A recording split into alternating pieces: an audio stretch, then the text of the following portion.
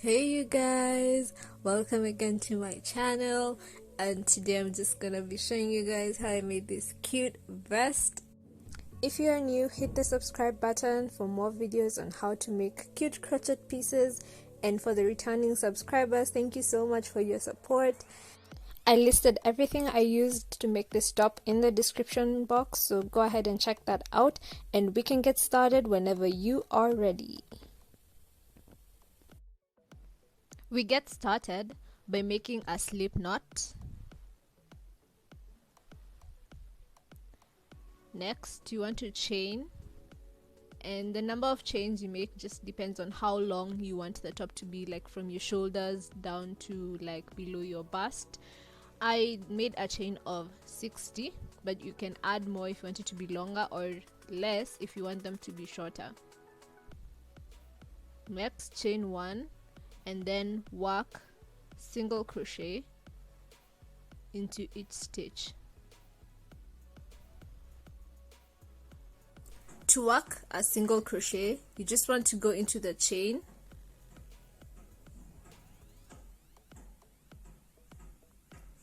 pull up a loop, and then pull through 2.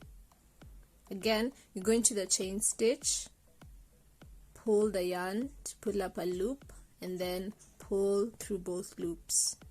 So this is what you're going to be repeating for the whole vest. It's really a simple pattern. So you're going to work 1 single crochet into all the stitches, which is 60 single crochets.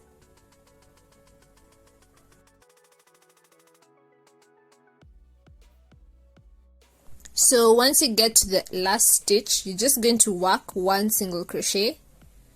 Then next you're going to chain 1, then turn your work, and now you're going to repeat the pattern where you're working 1 single crochet into each stitch until you get to the end. And we're still maintaining a stitch count of 60 single crochets, so make sure that you still have your 60 stitches.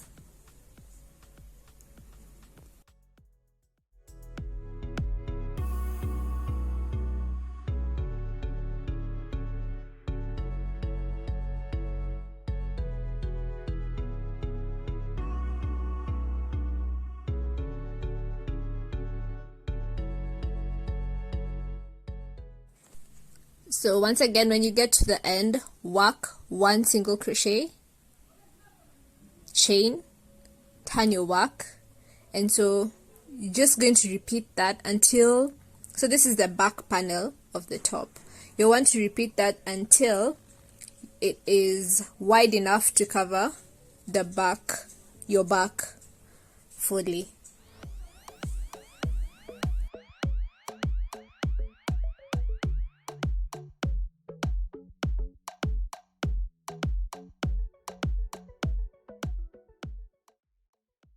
So this is my back panel. This is how it looks. I did a total of 70 rows. For you, you can add more or less. Just make sure it covers your back, you guys, without like the arms. It just should cover your back completely. Onto the front panel. You guys can see it has sort of a V shape at the front, so that's what we're going to try to achieve. I'm going to be showing you guys how I did that. So this is what we're trying to make, and we're going to be dropping a couple of stitches, so you can just follow along so that you can see how we get to that. So you'll start the same way we did the back panel. You make a chain of 60, work 60 single crochets into each stitch, and then repeat that for 12 rows. And then so on the 13th row we'll start making our decreases. So make sure you have your 12 rows of repeated single crochet.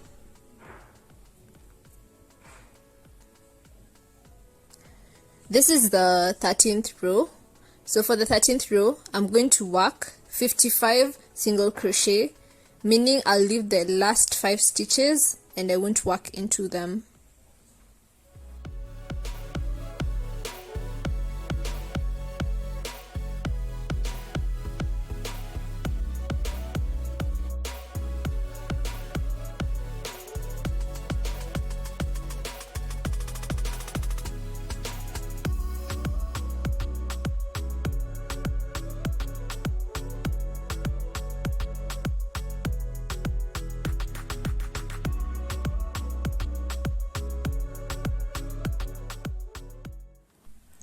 On our last stitch, which in our case is the 55th stitch, I like to work a slip stitch instead of a single crochet, and then chain 1, turn my work, skip the slip stitch I made and work into the first single crochet and work a slip stitch as well, then continue working my single crochets all the way down. So the slip stitches just help to make the work look smoother compared to if I worked the single crochets at the end. It will give like a corner. So if you use a single crochet, it's still okay, but I prefer using a slip stitch. So that is our row 14, and you're gonna work until you get all the way down. So on row 15, we're going to work up to the 49th stitch.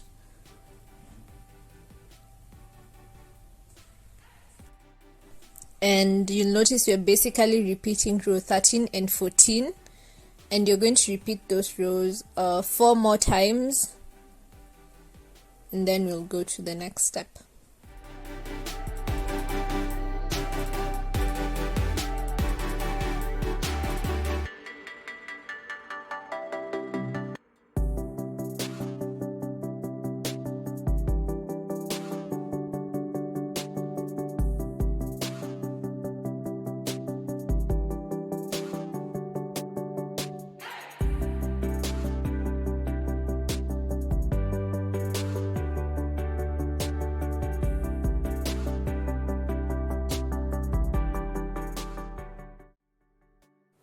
So next we're going to be working row 23, and for row 23 onward we're going to be dropping down by 1 stitch.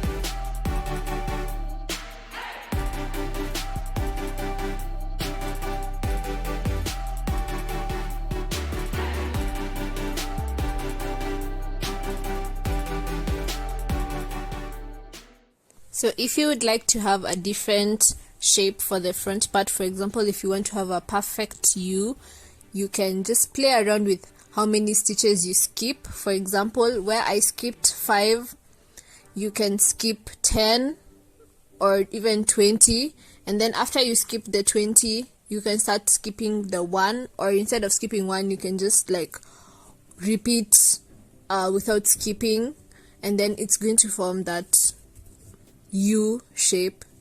Just play around with it and you're going to see like what I mean. So you can play around with how many stitches you skip dropping down so that you can change the shape of your vest.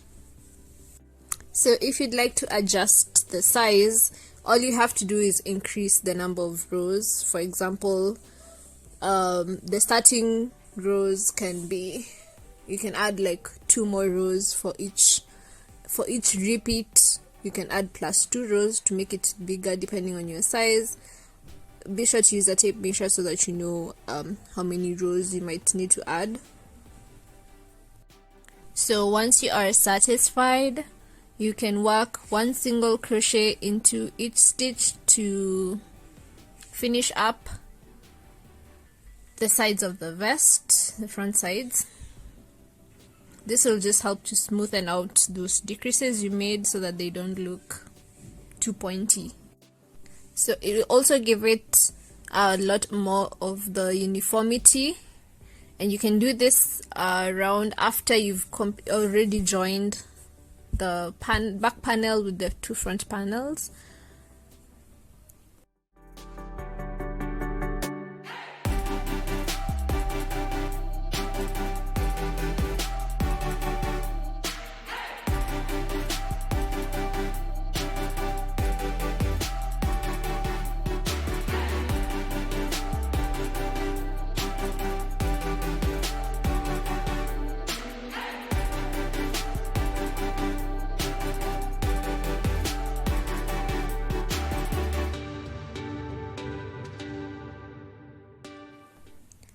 And this is how it should look after you've done that row. Of course, the next part of the video I'll be showing you guys how I embroidered the lemon slices and the leaves.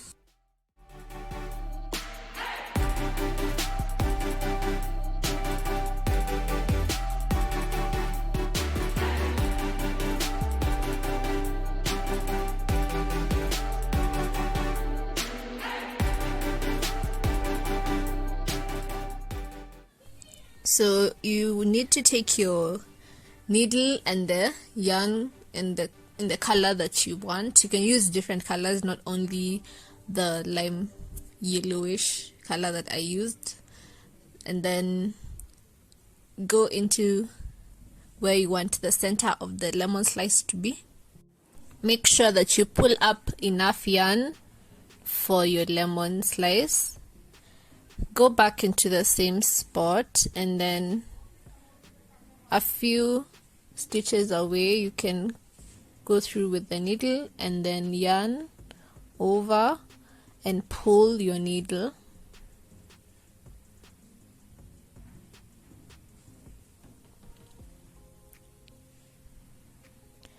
Then go back where you pulled out the yarn to the same spot, then go back onto the other side. Then we'll go to the center again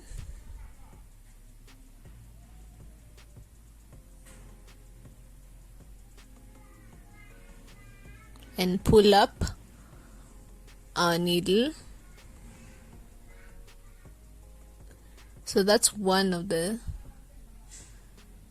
parts of the lemon, and you're going to repeat that 8 times.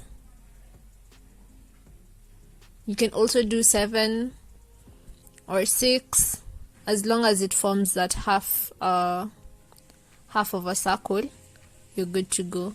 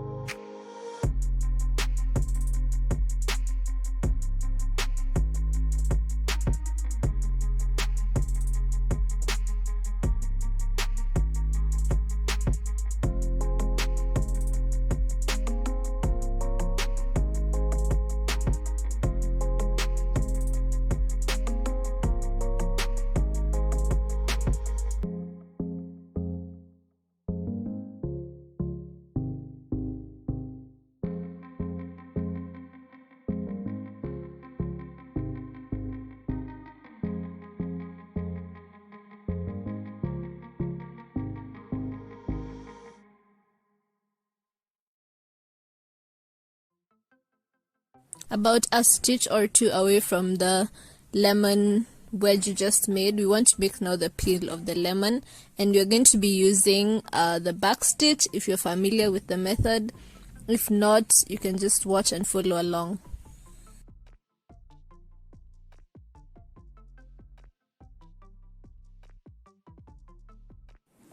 The most important thing to remember is you want to maintain the same distance for all the stitches that you make around the wedge, so that it looks like an actual peel and so that it looks like aesthetically real.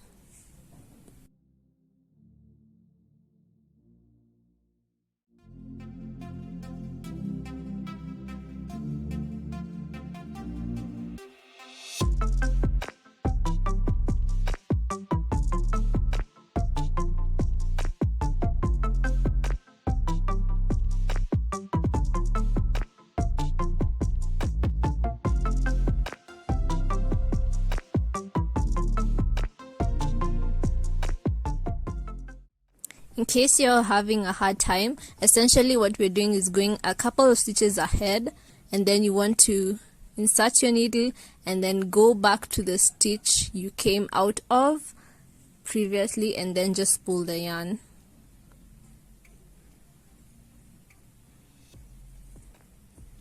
Again, go a couple of stitches ahead and then go back to the point that you came out of.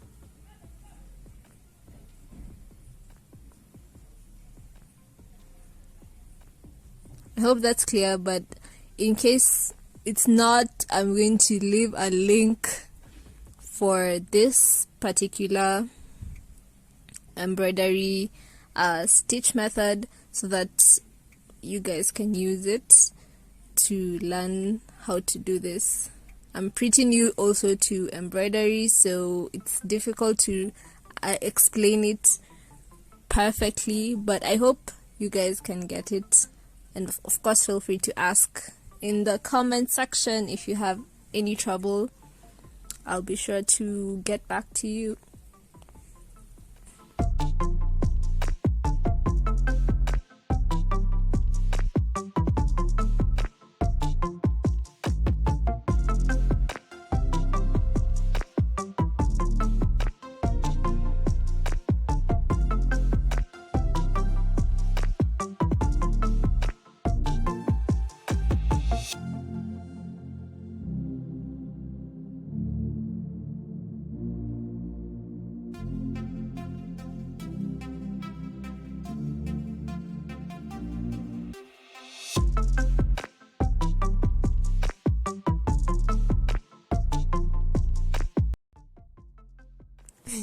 So I hope you guys can see the lemon slice, or is it wedge, because from a distance it does look like a lemon wedge, but up close it might not look like it. So I don't know how you guys are feeling about it after you've already finished it. I think I did a pretty good job with it. It being the first time I'm practicing doing this kind of stitch. And then next we're going to do the leaf. And so for the leaf, the point where you first come out of is going to be the top of the leaf, so keep that in mind. And then you're going to pull your needle through and have enough yarn for the leaf.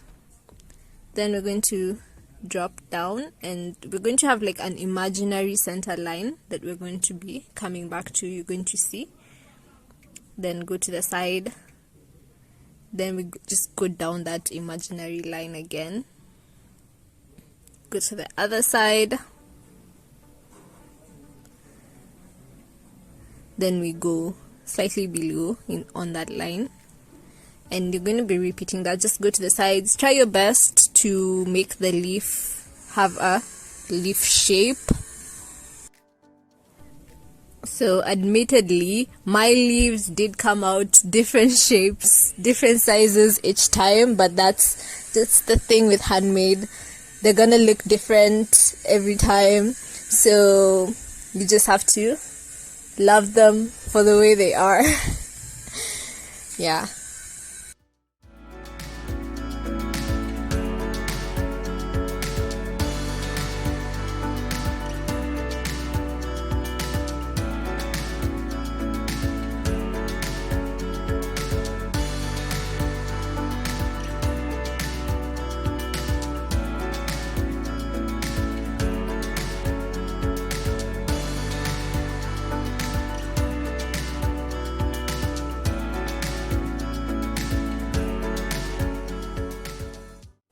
So I hope you guys are having as much fun doing the embroidery as I did. And one thing is that when I was done, I had so much fun asking people, like, what can you see when you look at this top? And I got out of this world answers. It was only like after I told them that these were lemon wedges that they were like, oh, now I see it. So you can try that too, so you can see what people think the embroideries are. The leaves were pretty easy to tell, but the lemon wedges, not many people could tell that they were lemon wedges. Anyway, so I'll see you guys in my next tutorial. I hope you guys have a great time. Yeah, bye bye.